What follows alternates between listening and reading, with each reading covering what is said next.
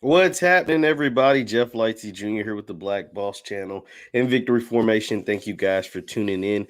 Be sure to hit the thumbs up button, like, share, subscribe on your way in because we have a ton to talk about today, mainly revolving around the NBA playoffs and what is taking place with the Los Angeles Lakers, with the Phoenix Suns, with the Greek Freak and the Bucks, the Knicks and the Hawks. Is all these teams in the NBA playoffs. The NBA playoffs is some of the best time to be a sports fan throughout the whole sports season because the NBA playoffs gives you so many storylines, so many figures, so much stuff going on, especially this year with some of the best teams having injured players and coming into the playoffs with their players coming back from injury. So be sure to leave your thumbs up, and be interactive. Leave your comments throughout the broadcast. So the first team that I want to talk about in the NBA playoffs, in the first series rather, is the Lakers versus the Phoenix Suns. As we all know, the Lakers versus the Phoenix Suns will play game 2 tonight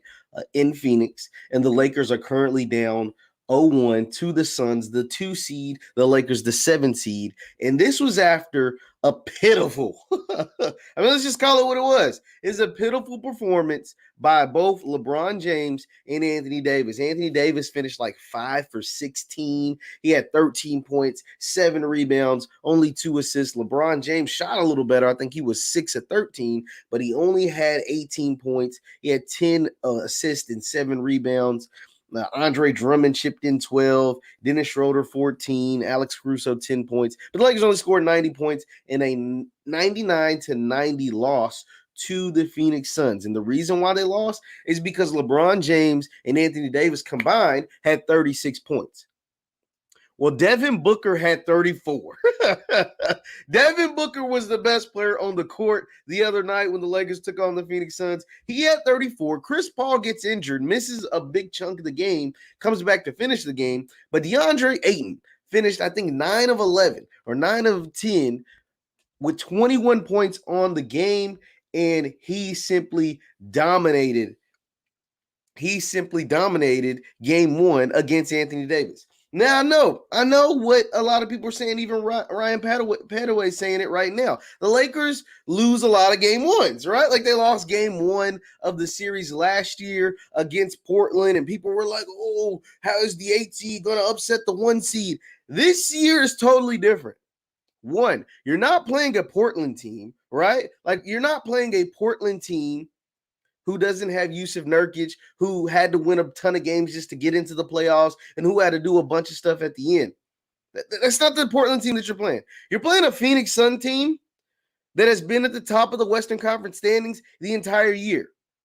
But more importantly, a Phoenix Suns team that has a player like Chris Paul to go along with a star like Devin Booker, to go along with a former number 1 overall pick in DeAndre Ayton on the inside. Portland didn't have that kind of firepower. You're also playing a Phoenix Suns team that is very hungry, has not been in this position in over a decade. So this is a very, very, very solid Phoenix Suns team. I'm not going to act like I'm not just going to dismiss Phoenix. The second part, and more importantly, way more important than Phoenix even being as good as they are or whatever, the most important part about this is that the Lakers' 2 best players, Anthony Davis and LeBron James, are coming off injuries. This isn't your regular 100% LeBron James. This isn't your regular 100% Anthony Davis. These are 2 players who have not played all year. Like, are we going to ignore that? We can't just ignore the fact that that Anthony Davis and LeBron James have been injured all season and now are trying to cut it on and play 100% pace, full speed, full throttle in the playoffs. That's not easy. That is not easy. Marcus Smith says, cut the games. AD had a bad game and Chris Paul only had 9 points. And that's what makes it sad. Chris Paul only had 9 points and AD played horrible, Marcus. He played awful. He played awful, but that's another thing. Anthony Davis hasn't played well all year. Like this isn't like a one-time thing, a flash in the pan style of AD game. This season, that's been the norm for Anthony Davis. Like, him not playing well has been the norm for him this year. He's not played well all year. He's not played like Anthony Davis all year. So that matters. That definitely matters. That definitely matters. Be sure to hit the thumbs up button, like, share, subscribe, and continue to have the comments come in. Continue to have the comments. I'm responding to them. So, but anyway, so Brian says Devin Booker's the best player in the series. See, and so if you believe that, I don't believe that. I think he's the healthiest player in the series. I don't think he's the best. But if you do believe that, if you believe Devin Booker is the best player in the series, you should be scared as a Lakers fan. Like, if you think Devin Booker, who is only like 24, who has a 70-point game in his career, who can score and fill it up from anywhere on the court, if you believe he's the best player in the series, then you should be nervous as a Lakers fan. LeBron James and Anthony Davis are not 100%. Anthony Davis has had a championship hangover all year. Anthony Davis has not played like Anthony Davis all season. And then he missed a big chunk of the season and came back towards the end and still didn't play that great. So, Lakers fans, I mean, I'm not telling you to panic. I'm not telling you to, set anything on fire. I'm not telling you to worry or be super scared. But you should take notice. And game 2 is going to tell us a lot, because I expect LeBron James and Anthony Davis not only to play a lot better, but to dominate the game, right? I expect them to dominate tonight's game. But there is a possibility that Chris Paul gets right and Devin Booker goes off again. The Lakers right now don't have an answer for Devin Booker. KCP isn't it. LeBron James isn't it. And DeAndre Ayton, that's the biggest thing, right? Devin Booker, when you play certain teams, there's certain things you just can't, you have no control over. You have no control over. Devin Booker getting buckets, you just have no control over that, all right? Like, he's just going to have to get his. If you're a Lakers fan, you just got to realize, like, okay, Devin Booker is that dude. Devin Booker is tough. I have no control over him dominating the game. But when DeAndre Ayton goes 9 of 10 or 9 of 11 or whatever he did and outplays Anthony Davis, okay, that's when we have a problem. When DeAndre Ayton who's never played a playoff game, not in college. It wasn't, his team got eliminated early in college, and the Phoenix Suns have never been to playoffs. So he's never played a playoff game of this magnitude. And in his first ever playoff game, you let him go off? You're Anthony Davis, you let him dominate?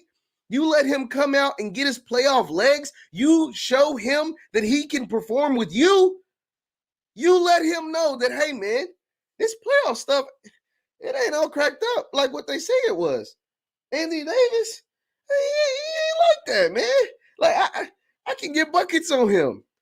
Andre Drummond, I can get buckets on him. So you allow him to get his confidence?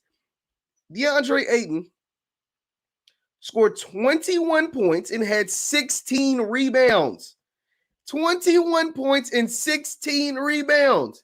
DeAndre Ayton did whatever he wanted with the Lakers last game. John says, I'm a Lakers fan, but the Suns are young and athletic in a way that few of the Lakers are. Absolutely. Absolutely. Outside of the two guys that I've been focusing on, which is DeAndre Ayton, who scored 21 and 16, and Devin Booker, who had 34, 8, and 7. You got guys like Cam Johnson, who can shoot, young, athletic, Cameron Payne, who we saw who can get scrappy. You know what I mean? He got ejected, but he can get scrappy. Jay Crowder's not young, but he still can shoot. Mikal Bridges, young, long, athletic, can shoot. Like, the Suns are a really well together, well put team, coached by Monty Williams, who's coach of the year this year. Like you can't tell me this Suns team isn't a real factor. You can't tell me this Suns team. I mean, let me be honest.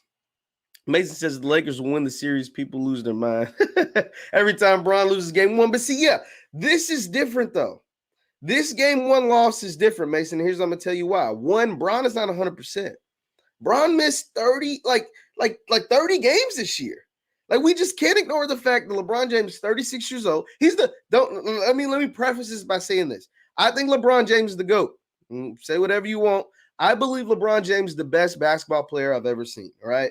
I think he's better than Michael Jordan. I think he's better than Kobe. I think he's better than Magic. I think he's better than everybody, right?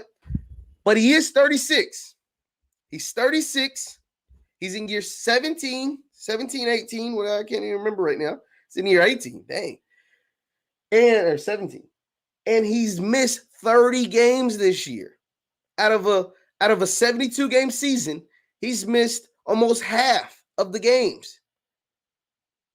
And he's just now coming back. He played 2 or 3 games before the start of the playoffs. And really less than that, because the playing game was technically like a playoff game.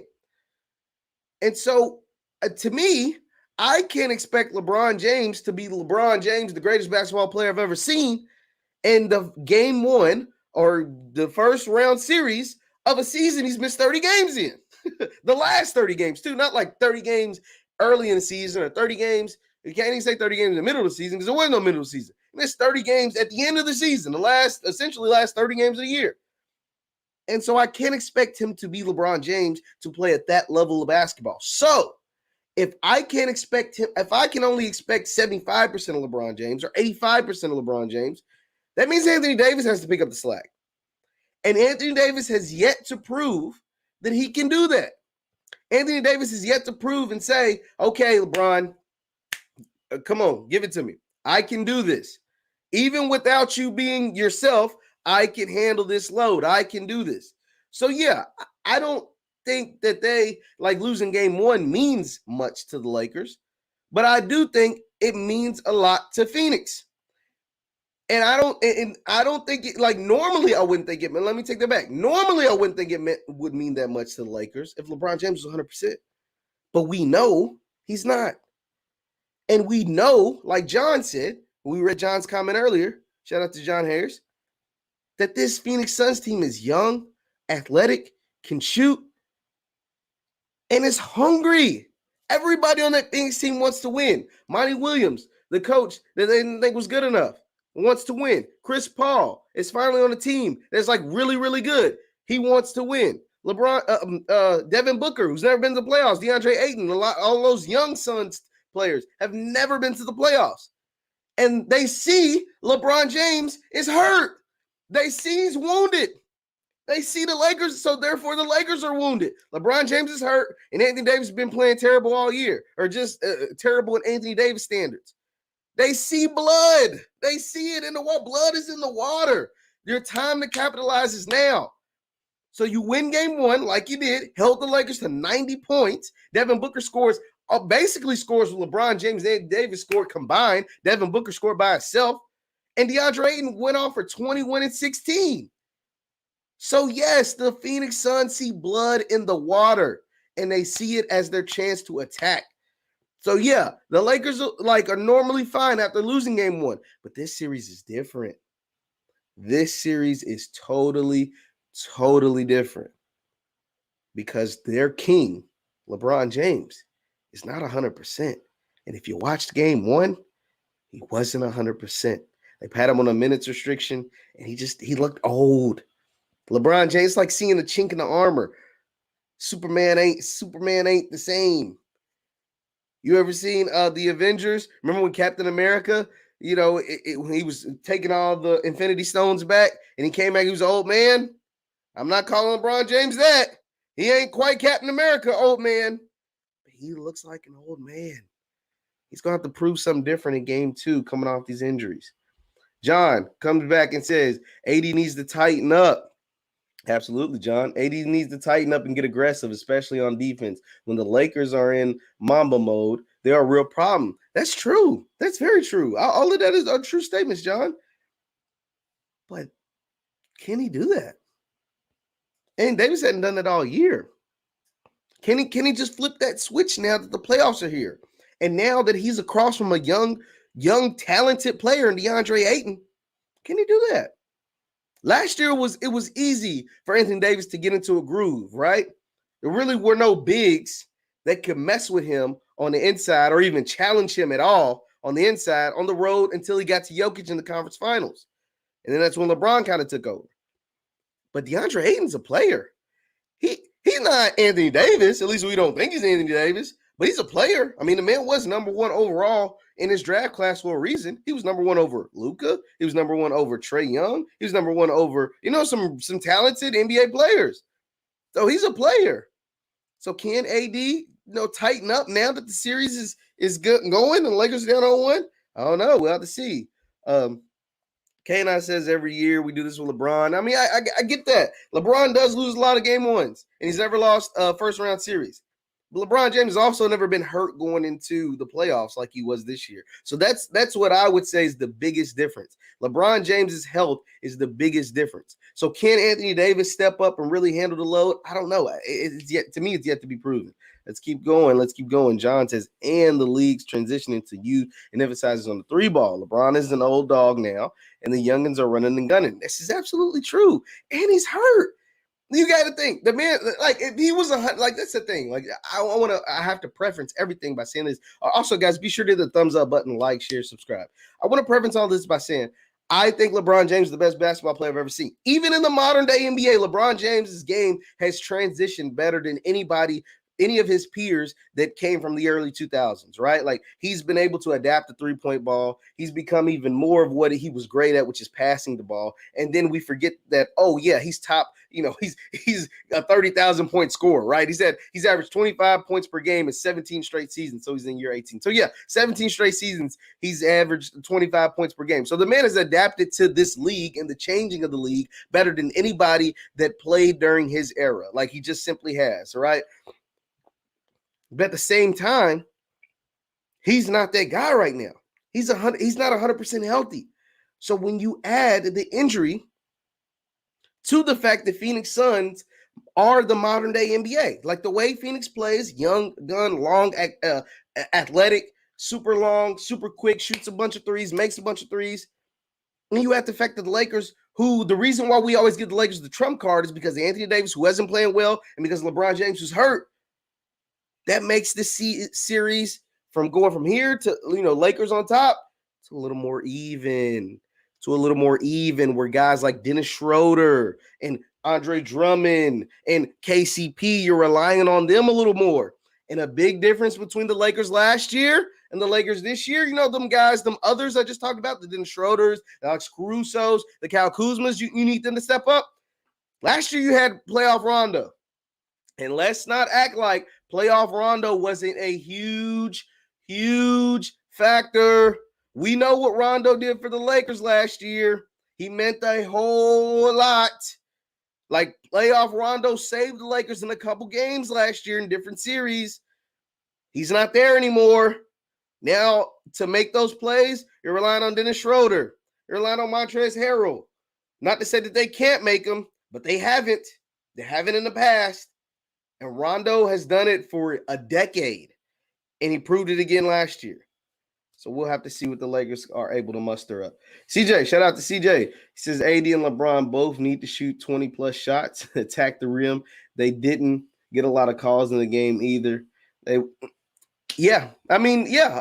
That is true. They definitely have to be more aggressive. 20-plus shots, like you said, because there isn't that second facilitator, that Rondo player on the Lakers this year. It's all on LeBron and AD.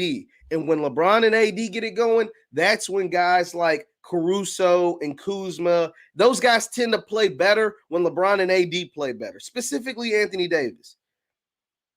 I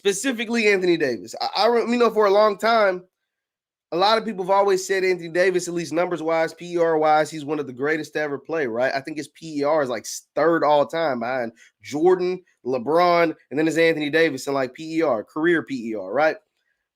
But we're starting to figure out that Anthony Davis is really just a really, really good number 2 player, right? He's not a guy that he's not a Kobe alpha. He's not a Michael Jordan alpha. He's not a LeBron James, Magic Johnson alpha. Like, he's a guy that needs another guy to be the number 1, but Anthony Davis can be a superstar number 2, right? I think we kind of found the same thing out about Kyrie Irving when he went to Boston, and they were like not as good. They were better when he was off the court. And then, you know what I'm saying? So Kyrie Irving's like a superstar number 2. Anthony Davis is a superstar number 2.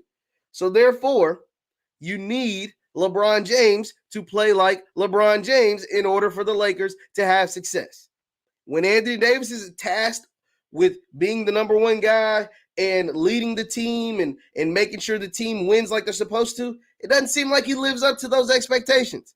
And so if he's not going to live up to those expectations, therefore you need LeBron James to be LeBron James.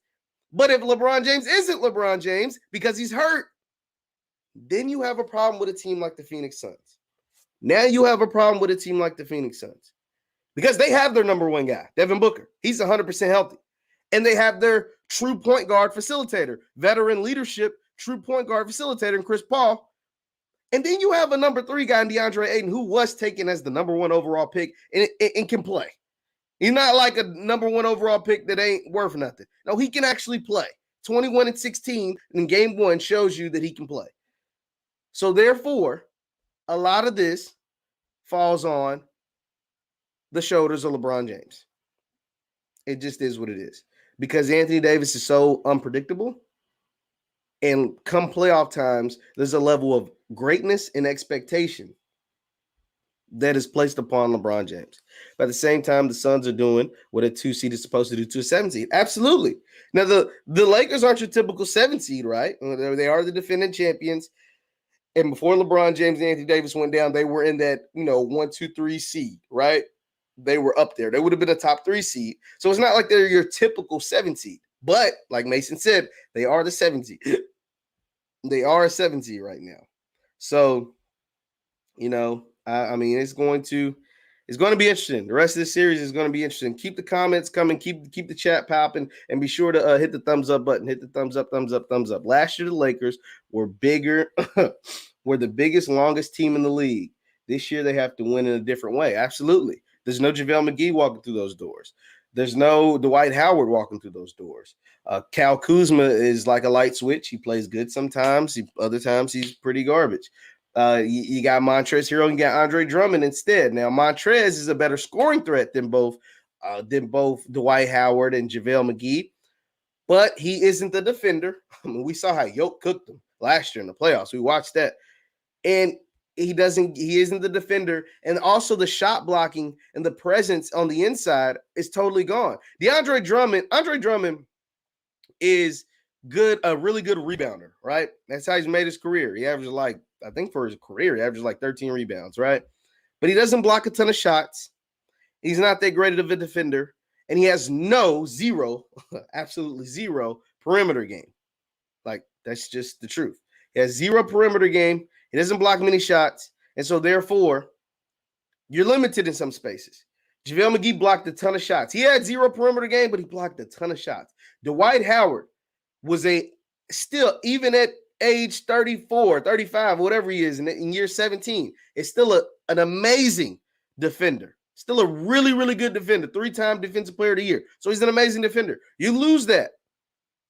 And those guys prevented Anthony Davis from playing the 5. He doesn't like playing the 5. So you lose that. You insert Andre Drummond, who is not the offensive threat. He doesn't have the athleticism, because he would be a perfect, Dwight Howard would be a perfect defender for DeAndre Ayton. But he's gone. So Anthony Davis has to guard DeAndre Ayton. And then has to come back and beat Anthony Davis on the offensive end. You got to do both. When you this caliber of a player, you got to do both. And I think that affected him in game 1. That's why he didn't play the same in game 1. Because he's still getting his win on him. You got to remember, Anthony Davis did miss 20, 25 games this year. So he's still getting his win. But you're playing against a player. Remember the first couple series of the playoffs last year, Anthony Davis didn't go.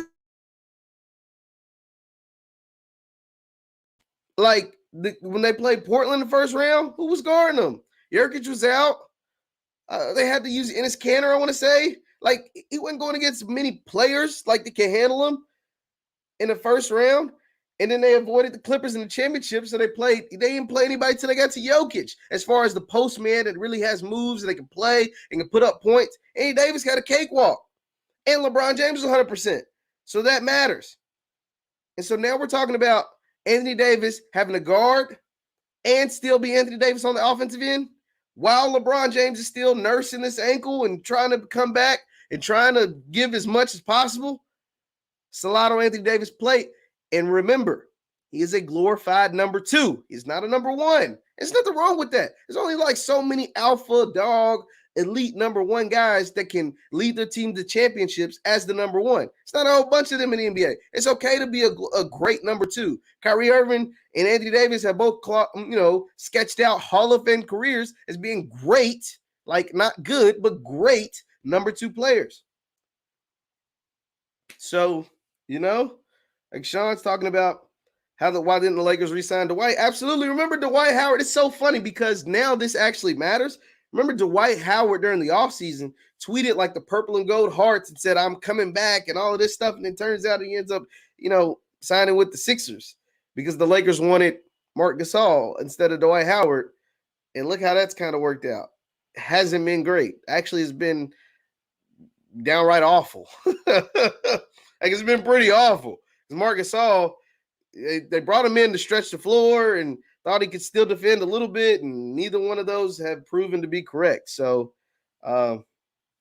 it's been awful. But, I mean, Sean, like you said, yeah, shout out to Sean. He is playing better, but, I mean, that's better than, like, the pitfall bottom. It's not. It's only so you can only go up when you're at the very bottom. So, yeah, Lakers fans, I mean, it's time to be nervous. It's time to be nervous just a little bit. Game 2's tonight. Well, let's all tune in. Game 2. Let's see. Like I said, they were beaten 90-99, Phoenix, even though Chris Paul missed a chunk of the game. But game 2 is tonight at 10 o'clock Eastern. So, you East Coast people will have to stay up late. It's 9 o'clock Central where I'm at on TNT. And we'll check back tomorrow. To see how the Lakers do against the Phoenix. Because they lose game 2. Now, game 1, everybody's saying, relax. LeBron loses game 1 all the time. All this stuff. But this isn't your dad's LeBron James. This is year 18, coming off missing 30 games and a bad ankle injury, LeBron James. Age 35, LeBron James. Like, this that guy. And every person is human. No matter, every athlete is a human at the end of the day. And as superhuman as LeBron's been for 18 years, age and attrition might finally be catching up to him. That's all I'm saying. Be sure to hit the thumbs up button, like, share, subscribe. I wanted to talk about Julio Jones. So Julio Jones said on Undisputed yesterday live, hey, man, I'm out of there. I ain't going back to Falcons. I ain't going back to Atlanta. I'm ready. And then all the reports came out, Ian Rappaport and Adam Schefter, because Shannon broke the news. Julio, he says he's not going back to Atlanta. Shannon Sharp broke the news on TV, and then all the NFL reporters did their due diligence and said Julio Jones actually requested a trade months ago. Adam Schefter, Ian Rappaport, Jay Glazer, all those top dog NFL reporters all came out and said, yeah, man, this trade has been in the works. The Falcons have been taking calls on Julio Jones. And I have come out with a list of teams that I would love to see Julio Jones actually go to. Be sure to hit the thumbs up button, like, share, subscribe. So here are the best teams. 1, 2, 3, 4, 5 best teams that should be on the phone trying to get Julio Jones. And if he went to these teams, you could probably mark it in stone that they'd be in the Super Bowl this season. Drum roll, please. All right, let me stop. The best teams should be on the phone trying to get Julio Jones. Team number 1, and they'd win the Super Bowl. They wouldn't be in Super Bowl contention. They'd win the Super Bowl if they get Julio Jones, and that is the Green Bay Packers. And here's what's going on with the Green Bay Packers. Obviously, we all know A-Rod, Aaron Rodgers, wants to get out of town. He's like, hey, man, I'm about to check up the deuces. I'm trying to hit up Denver, the Las Vegas Raiders. Would have loved to go to San Francisco 49ers. Look like that's not happening. But, it's either me or Gutekunst, which is the GM.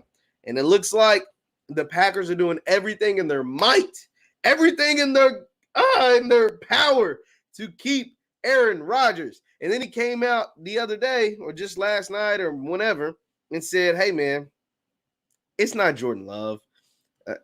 I just don't like the culture of the Packers anymore. I'm ready to move on. I'm ready to do Jeopardy. I'm ready to do some other stuff. And I lightweight believe it. I kind of believe it. But I think that Jordan Love stuff still stung. That Jordan Love stuff still hurt him. Them taking Jordan Love in the first round after Aaron Rodgers led you to the NFC Championship game, that hurt a little bit. He ain't forget about that. He ain't forget about being surprised watching the draft, hoping that they take a receiver or, somebody that can contribute and help right away. And instead they took a quarterback that's not going to play or they don't expect to play. Yeah, Aaron Rodgers wasn't feeling that. So, but if you line up Julio Jones on the opposite side of Devontae Adams, you tell me Aaron Rodgers still want to be traded if they make a play for Julio Jones. You tell me that you believe Aaron Rodgers still going to want to get out of town if the Packers make a play for Julio Jones. Absolutely not. The only problem is the Falcons are not going to want to trade Julio Jones to an NFC team. That's why the next four teams on my list are AFC teams. Because I find it very, very hard to believe that the Atlanta Falcons, even though they have no shot of winning the Super Bowl, like absolutely zero shot of winning the Super Bowl, would trade Julio Jones to a team inside their conference. I just don't see it happening. But it would be exciting for the Packers if they pulled off Julio Jones. I think they'd go to the Super Bowl and probably win the Super Bowl because Aaron Rodgers would not look at a team that has Devontae Adams on one side and Julio Jones on the other side and decide to go to Denver. That just wouldn't happen. He wouldn't look at his receiving core, a receiving core with two future Hall of Famers, and decide, nah, I'm going to pass up on this so I can go host Jeopardy. Like, no. He's going to go play with Julio and Devontae and potentially go out and win a Super Bowl. So that would be my number one team. Now, my number two team is going to surprise you guys. It's going to surprise you guys, I think, a little bit. And it's the Indianapolis Colts. Woo! The Indianapolis Colts and their newly acquired quarterback, Carson Wentz, need a big-time weapon. What is a bigger-time weapon than a future Hall of Fame 6'3", 4'3" running Julio Jones? It's not a better, bigger-time weapon. Julio Jones has had 300 receiving yards in a game before. He's like that. Carson Wentz, we need to find out if Carson Wentz can still play football. What better way to assure his success in Indianapolis, a roster that is built to win the Super Bowl? Indianapolis Colts roster is built to win the Super Bowl. Don't believe me? Go look at it. They have players at every single level, not only on the defensive end, but also on the offensive end. They just don't have, household names that you know of. But guys like Nyheim Hines, and I can't even think of them all the way. I like the Colts, and I can't even think, what is the receiver from USC can play. T.Y. Hilton, he's on his last leg, but can still play. Quentin Nelson is a future Hall of Fame offensive lineman. And if Carson Wentz can play like the Carson Wentz Frank Reich has gotten to play for him before, back when they was in Philly, and you add Julio to that, Pittman, that's his name, Michael Pittman. Shout out to Sean. Thanks, man. You add Carson Wentz to that, or Julio Jones to that, now you got a dangerous team over in Indy.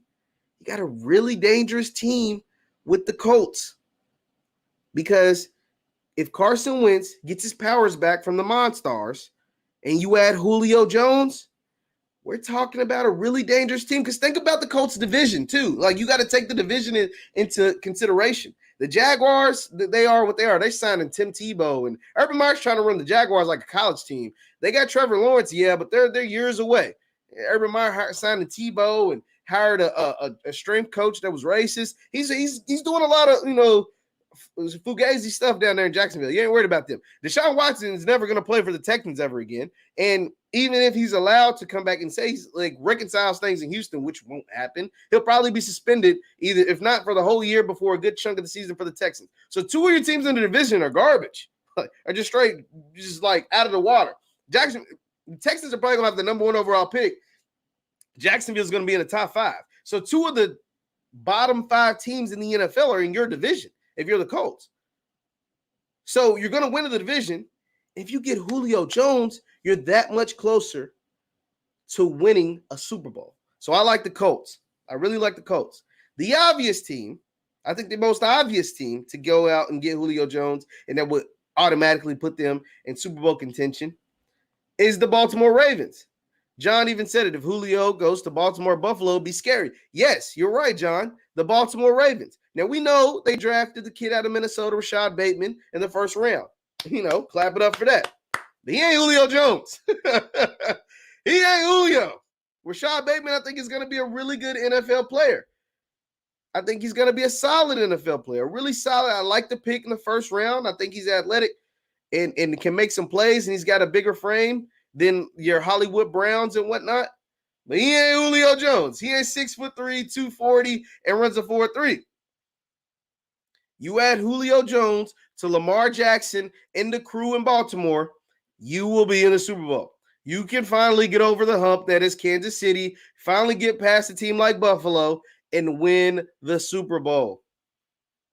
Yes, with Lamar Jackson and the dynamic play of Lamar as your quarterback,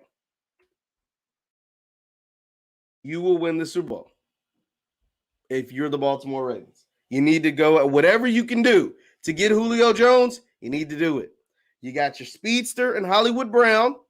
You got your Z receiver, which is the number 2, and Rashad Bateman, and Julio be your X for Lamar Jackson, with Mark Andrews as a tight end, and the running game with Lamar and J.K. Dobbins. Come on, man. It almost makes too much sense.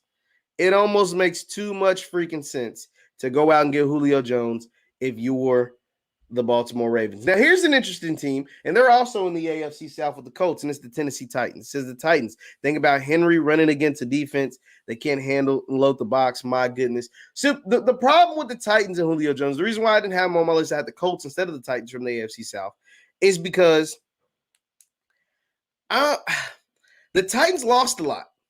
Yes, they still have Derrick Henry. Yes, they still have Ryan Tannehill. They got rid of Corey Davis. They got rid of Dory Jackson. And I'm not sure they got rid of the first round pick. So the Titans are an interesting team to me, right? And I live close to Nashville, so I keep up with the Titans quite a bit. They drafted Isaiah Wilson in the first round last year in the 2020 draft. They probably reached for him a little bit, but he was a really good player. They took him in the late first round. He gets down to Nashville and he just can't handle himself. He's going to parties at TSU during COVID and he's doing some other stuff off the field. And he essentially never plays nothing but like one game the entire season. And then they cut him. This is a first round pick, offensive tackle. He was supposed to be the left tackle of the future. First round pick. And they cut him after 1 year. Now I think he's in Miami. And then this year in the first round. So after they whiffed on the first round last year, now Isaiah Wilson might go on to be a really good NFL player. Just his time and his time in Nashville is horrible, and he just has a lot of growing up to do. So you whiff on your first round pick last year, and so this year you take a guy in the first round who has neck problems.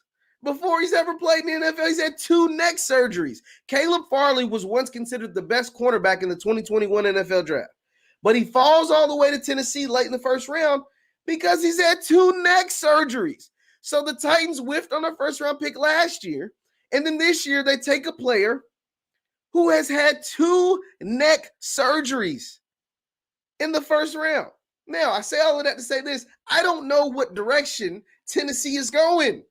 They're letting go good players. They're taking chances on players in the first round who've had serious injuries. They've already cut their first round pick from 2020. Like, I don't know. I don't think Julio wants to walk into that. Whatever all of that got going on, I don't think he wants to go into that. A team like a Baltimore or even a team like Indianapolis is a lot more stable and to me a lot more ready to win than a team like the Tennessee Titans. So that's my long way of saying no to Tennessee. The last 2 teams are going to make some people mad. So I said the Packers so far, the Colts, and the Baltimore Ravens. All of those make perfect sense to me. Last 2 teams are a little more like, but they make people, but they're pissing people off. The 4th team is the New England Patriots. The New England Patriots make a ton of sense for a number of reasons. The winningest franchise in the last 20 years. Got 6 Super Bowls over the last 20 years. They have a young rookie quarterback. And what better way to help out your young quarterback You just signed 2 tight ends in Hunter Henry and Jonnu Smith. You spent a bunch of money in free agency. What better way to help out your young rookie quarterback after signing 2 tight ends than going out and getting him a number 1 receiver like a Julio Jones? Cam Newton's the starter right now in New England. Cam Newton won't finish the season as a starter. Let's just be honest. Either he's going to get hurt, knock on wood, I hope he doesn't, or his level of play is going to make it to where the transition to Mac Jones is so much easier. It's so much more timely. Be sure to hit the thumbs up button, like, share, subscribe. So therefore, Mac Jones is going to be the starter of the New England Patriots before the end of week 17, week 18, or whatever. There's a bunch of weeks now. So therefore, New England is a winning culture, a team that has a nice, like the roster has been upgraded massively. And to complete that upgrade of the roster with your young rookie quarterback, is to go out and get him a Julio Jones. And Josh McDaniels and Bill Belichick can scheme up a game plan to get the ball in Julio Jones' hands, whether it's Cam Newton and or Mac Jones as a starting quarterback, to go along with the 2 tight ends and Sony Michel and Damian Harris in the backfield. The Patriots are going to be a lot better team this year. All their opt-outs, opt back in. They went out and got 2 tight ends. They went out and spent a ton of money in free agency, getting guys like Matthew Judon and the guy from the Eagles in the secondary, Jalen Mills. Jordan Bourne as a receiver. Jonnu Smith, Hunter Henry. Yeah, the Patriots are going to be back. They're going to be playing some good ball this year. Julio Jones would fit perfectly in New England. And the last team. Now, this might not be the most realistic, but somehow, some way, this team always seems to get whatever they want. And that's the Kansas City Chiefs. The Kansas City Chiefs always seem to pull a rabbit out of their hats. And in this offseason, they did it again. They went out and got Orlando Brown from the Baltimore Ravens. Their 2 right and left tackle were both hurt during the Super Bowl, as we all saw, and they couldn't block. They couldn't stop a nosebleed as far as blocking the Tampa Bay Bucks. JPP, Shaq Barrett, Devin White, all of Vita Vea, all those guys from Tampa Bay just had a field day in the Kansas City backfield, right? So they said, to hell with this. Both of our tackles were hurt because they're old, so we're cutting bait. We're cutting them. Like, we're getting rid of them, and we're just going to restart, build this offensive line from the ground up. And people were like, me included, like, damn, you're going to cut your 2 starting right and left tackle? Like, what the hell is going on? And all they did was go out and get probably the best guard in the NFL. And Joe Thuney from New England, they gave him a massive contract, but they got him. And then they trade away for little to nothing one of the best left tackles in the NFL from the Baltimore Ravens, Orlando Brown, Zeus, out of Oklahoma. So they went and got him because he wants to be a left tackle. He said God and his dad, it was destiny for him to play left tackle. So guess what, Kansas City? We got a left tackle spot opening. You can come play for us for little to nothing from Baltimore. Baltimore sends out of all the teams to send one of the best left tackles in the league. Baltimore decides to send him to Kansas City. And that's still like, it's mind blowing to me, but whatever. So they upgraded their offensive line. They went out and rebuilt their offensive line. They still have Patrick Mahomes. They still have Travis Kelce. They still have Tyreek Hill. They still have all their great players. They're still probably the most talented roster in the NFL. So why not add a guy like Julio Jones on an offense that's already unstoppable, as long as the offensive line is healthy? The offense is unstoppable when they can block people. And now they went and upgraded that, so now they can block people again. So why not add Julio Jones? Now, it almost is probably unrealistic with Julio's salary and all the money the Kansas City's already paying. They're paying guys like Tyreek on a nice contract. Travis Kelce's on a nice contract. Joe Thuney, that guard I was talking about, is on a pretty nice contract. They're going to have to give Zeus some money. They're going to have to give him some money. He's probably going to play like one more year, not on a big deal, and then he's going to go out and prove again, second year in a row, he's one of the best left tackles in the league, so I have to give him some money. So it's going to be tough. But Julio Jones in Kansas City, I mean, I don't even know if you can get scarier than what Kansas City already is. So Those are my top landing spots for Julio Jones. The Packers, the Colts, the Ravens, the Patriots, and the Kansas City Chiefs. You leave your thoughts and comments on Julio Jones in the comments down below and in the chat. I'm going to answer this. We got McMillan. He says, what are your thoughts on the 49ers when healthy? The 49ers when healthy are a top 3 team in the NFL. That's with Jimmy Garoppolo, though. That's with Jimmy Garoppolo, though. Be sure to hit the thumbs up button, like, share, subscribe. With Jimmy Garoppolo running the show, and this is a big if and when he's healthy, the 49ers are a top 3 team in the entire NFL. Top 3 team. Offense, defense, special teams. Top 3 team. Their defense is amazing, led by Nick Bosa. I need to see what the secondary is going to look like because they let Sherman walk, and I'm not sure who they have on the back end. But Nick Bosa, Javon Kinlaw, like those guys can play and they can get after the passer. And so when you have a defensive front, you spend all those first round picks. Now you got rid of Solomon Thomas. Obviously, you let DeForest Buckner go to Indianapolis. But when you have those type of players and the offense and Kyle Shanahan calling the plays, you have their offense is nasty too. Let me harp on this a little bit. The San Francisco 49ers offense is nasty. Just straight nasty, straight full of dogs. Deebo Samuels. You got Brandon Ayuk who can play. George Kittle, which is a top 3 tight end in the league.